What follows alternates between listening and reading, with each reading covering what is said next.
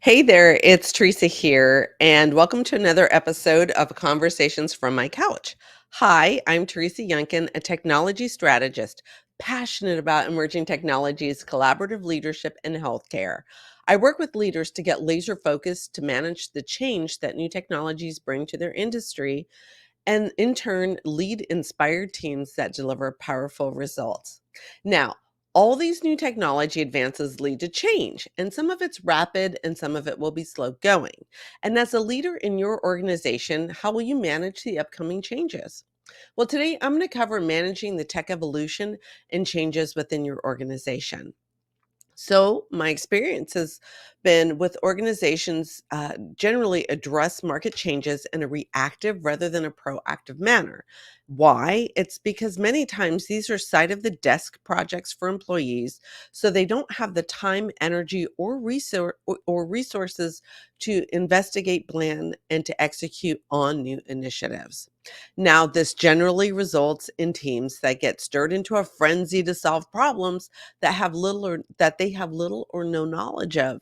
And this is putting out fires and the all hands on deck approach, right? That results in inefficient workarounds and band-aid solutions. That in turn shows up as low morale, turnover, and a term we keep hearing about, quiet quitting. So, the current market environment around Web3 and blockchain is ramping up. And when I work with organizations who are looking at managing new innovation projects, I use a tried and true three-step process to help shape their strategies. The first thing we do is to examine the major market forces around the innovations and see if they are present and actually shaping market trends. Now, these forces are government, international transactions, speculations that end expectations in the market, and let's not forget good old supply and demand. Well, you want to have proof that this is a trend and not a fad. This is one way to examine the markets to see if this is truly a trend. In Web3 and blockchain, we are seeing that all four of these forces are indeed contributing and shaping the market. Now, our next step is to address the forces that affect your future strategy. And it's best to use an established evidence based framework and a model. And these help to organize and to categorize your strategies, your objectives, and your goals into a logical, easy way to understand and, most importantly, to communicate. Now, there are many models available to use, and you'll need to decide which works best for your organization. One suggestion is Michael Porter's Five Forces of Innovation for an initial evaluation of markets. Now, this is used to understand how these forces will affect your market. The five forces are the threat of new entrants into the market, the threat of substitute products or services in the market, the bargaining power of customers. This means your buyers. Also, the bargaining power of your suppliers. And lastly, the intensity of competitive market rivalries. Now, the final piece you want to examine is change management. Most importantly, as you examine where the market is and as you identify the risks and opportunities to engage in this new technology ecosystem, you can't forget to manage the change that this will have on your organization and the employees.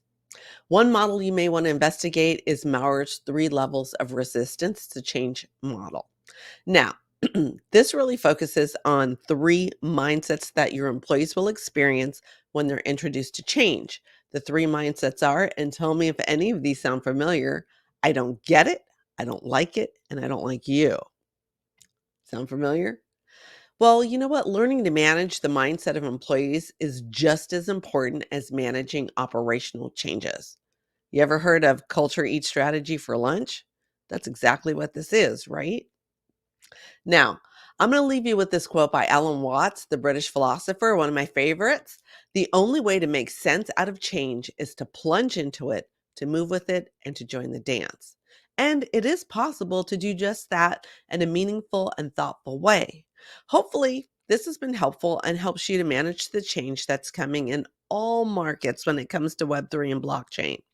If you're interested in taking a deeper dive into what this three-step process would look like for your company to make the move from reactive to proactive, to do that evaluation, I encourage you to reach out to me and to book a call. All right. I'll catch you all next week right here where we will be having another conversation from my couch about all things technology, innovation, Web3, and blockchain. Hope this has been helpful. I'll catch you guys on the flip side. Peace.